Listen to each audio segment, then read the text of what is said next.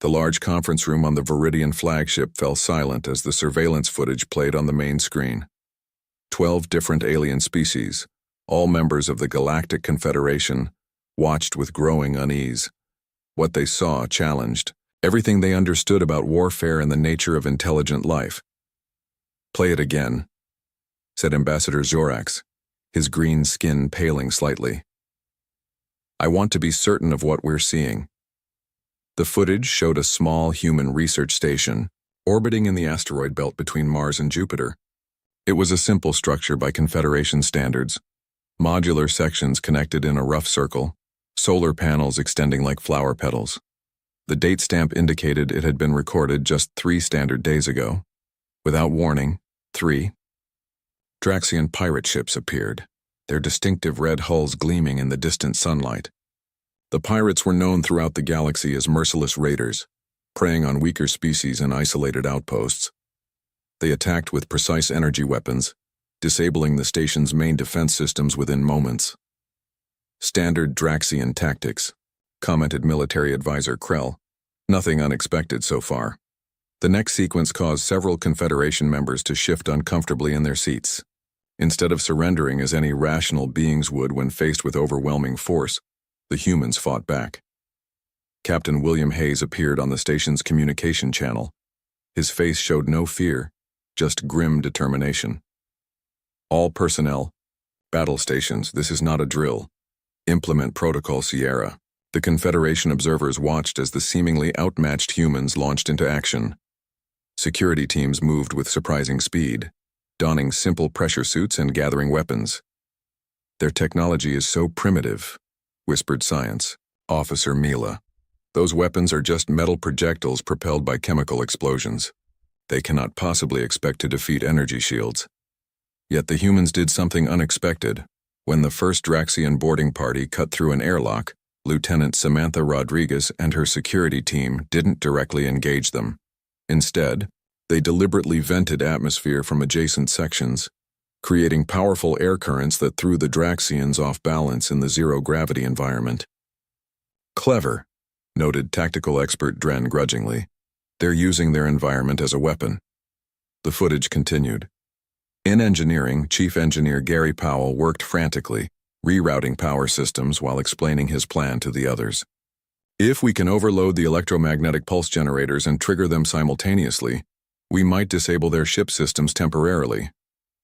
"But that will damage our own systems too," protested his assistant. Powell nodded grimly. "Better damaged than dead." Ambassador Zorax paused the recording. "Note this behavior. The humans willingly damage their own technology as a tactical choice. No Confederation species would consider such a trade-off." The footage resumed. Outside the station, a small maintenance craft piloted by Flight Officer Lisa Chen approached one of the Draxian ships from its blind spot. The tiny vessel was never designed for combat, but Chen maneuvered it with extraordinary precision. "What is she doing?" asked one of the younger Confederation observers. "That craft has no weapons." They soon had their answer. Chen positioned her vessel near the Draxian ship's main sensor array and released a cloud of metallic particles, simple maintenance materials repurposed as a weapon. The particles adhered to the sensors, effectively blinding the pirate vessel. In another section of the station, Dr. Frank Morris, the lead researcher, was hurriedly downloading the station's scientific data while instructing his team. "Get to the escape pods. Take the backup drives. If we're captured, remember, give them outdated information. Make them think our technology is even more primitive than it is." The footage shifted to show the station's medical bay, where Dr. Helen Ward treated the wounded while the battle raged. When a section near her position was breached, she calmly moved her patients to safety, using her own body as a shield against debris. "Their disregard for personal safety defies logical analysis," commented psychologist Shintar. "They prioritize group survival over individual survival." The most disturbing footage came next. Station Security Chief John Bennett led a direct boarding action against the smallest Draxian vessel.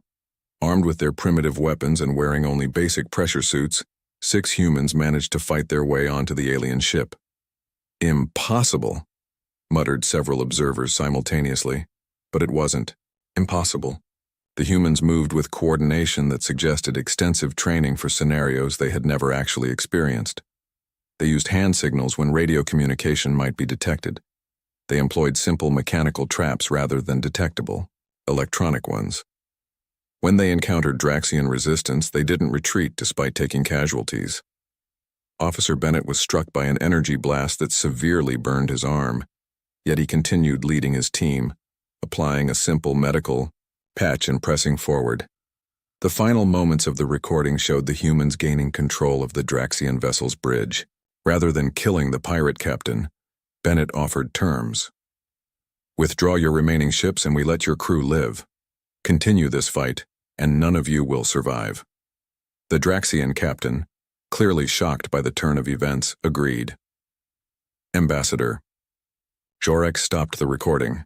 The conference room remained silent for several moments as the implications sank in. This changes our assessment.